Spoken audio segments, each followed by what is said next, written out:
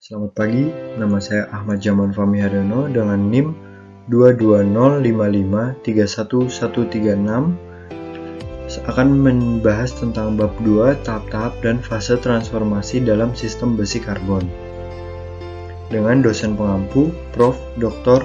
Cokorda Gede Tirta Nindya, STMT. Materi yang akan saya bawakan 2.5 perlakuan panas baja karbon dan 2.6 pengerasan. Yang pertama, perlakuan panas baja karbon. Perlakuan panas baja karbon. Perlakuan panas mengacu pada kombinasi operasi pemanasan dan pendinginan yang diterapkan pada material dalam keadaan padat.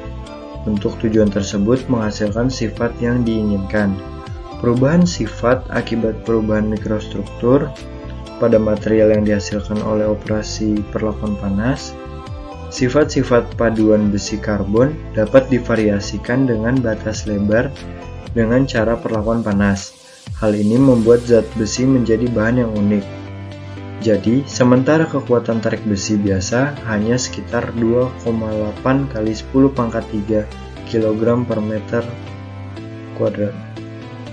Proses yang digunakan dalam perlakuan panas baja dijelaskan di bawah ini. Yang pertama ada austenitizing. Langkah pertama dalam perlakuan panas adalah dengan austenitik baja. Austenitizing terdiri dari pemanasan baja sampai suhu di atas suhu transformasi dan ditahan di sana untuk waktu yang cukup sehingga dikonversi seluruhnya atau sebagian ke austenit. Austenit terbentuk oleh proses nukleasi dan pertumbuhan. Austenit terbentuk oleh proses nukleasi dan pertumbuhan. Waktu yang cukup harus diberikan agar difusi terjadi. Jika dibutuhkan austenit homogen, suhu austenitisasi yang lebih tinggi menyiratkan regangan quenching yang lebih besar dan kemungkinan retak selama perlakuan panas. Selanjutnya ada anil penuh. Dalam praktik perlakuan panas baja, proses ini mengacu pada austenitizing diikuti pendinginan yang sangat lambat. Sebaiknya ditungku atau bahan isolasi panas yang baik. Ditunjukkan pada gambar 2.11 untuk baja hypoeutectoid, suhu anil di atas suhu kritis di atas A3 atau lebih. Anil batuan stres dan proses anil. Kedua proses ini yang digunakan untuk menghilangkan stres. Sangat mirip, keduanya dilakukan dengan memanaskan baja sampai suhu di bawah garis A1. Proses anil digunakan dalam industri lembaran dan kawat untuk menghilangkan tekanan akibat kerja dingin dan melunakkan baja dengan rekristalisasi.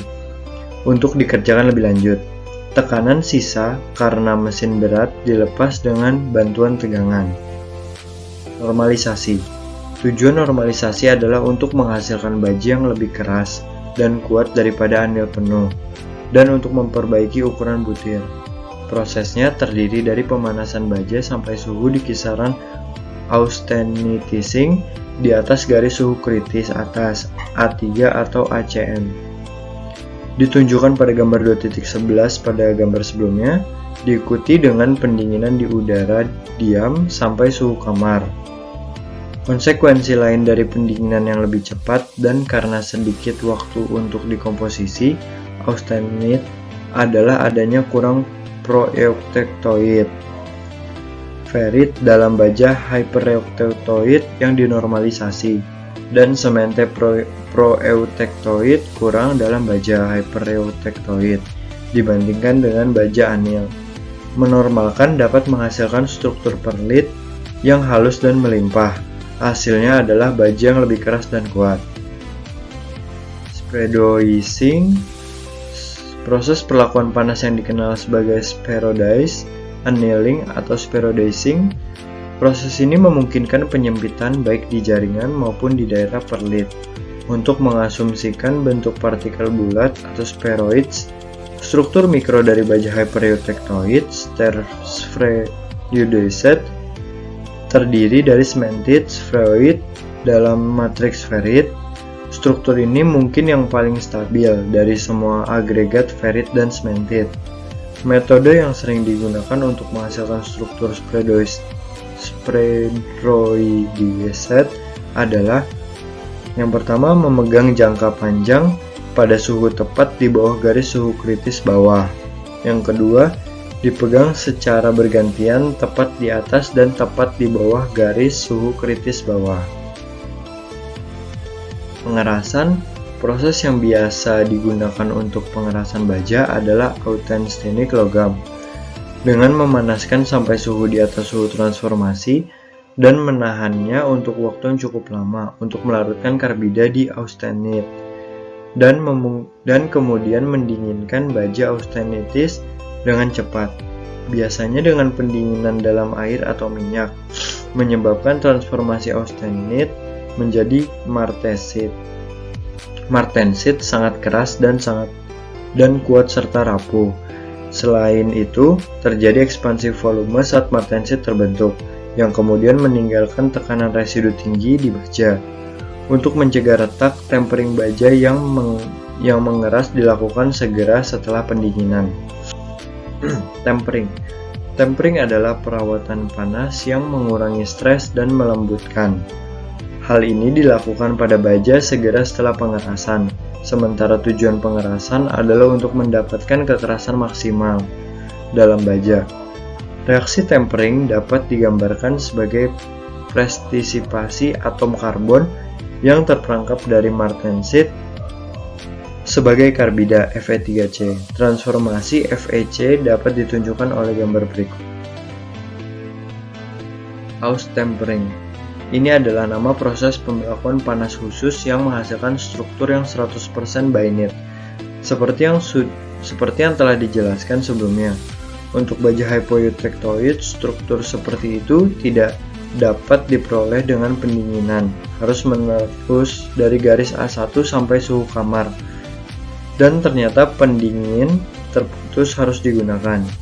Dalam perawatan austempering, yang merupakan salah satu jenis pendinginan terputus, bagian baja pertama kali dilepas dengan pemasangan suhu austenitisasi yang tepat dan kemudian didinginkan dengan cepat.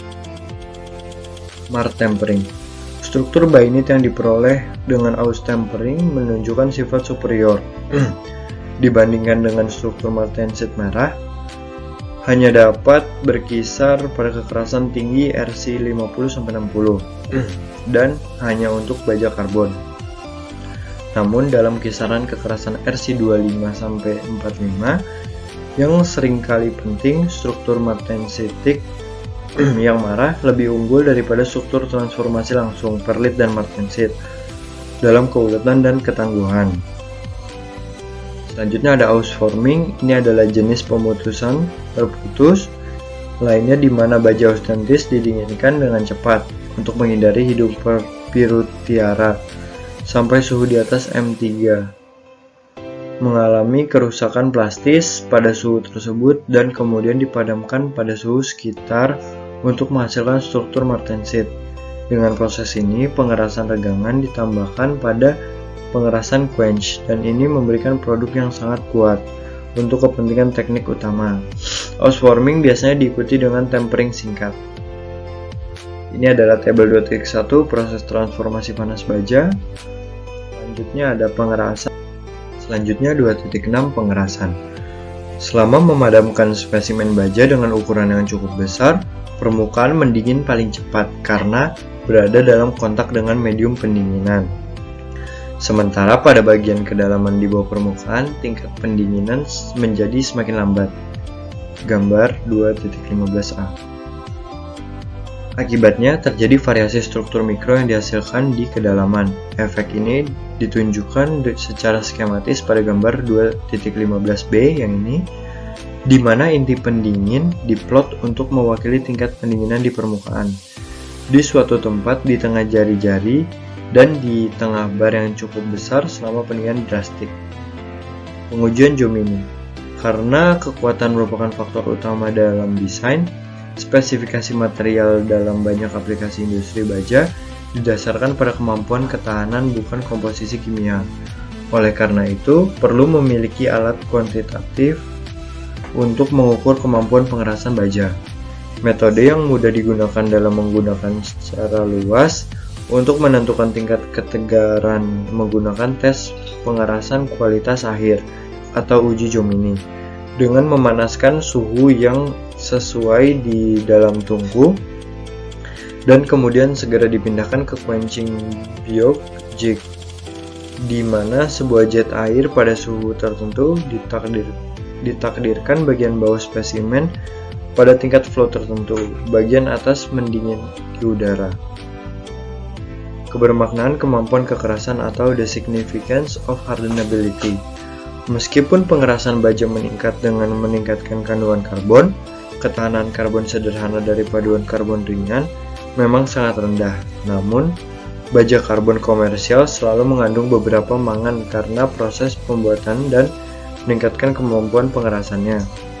Semua elemen paduan yang umum kecuali kobalt sejauh larut dalam besi meningkatkan kemampuan pengerasan baja. Sekian dari saya, terima kasih.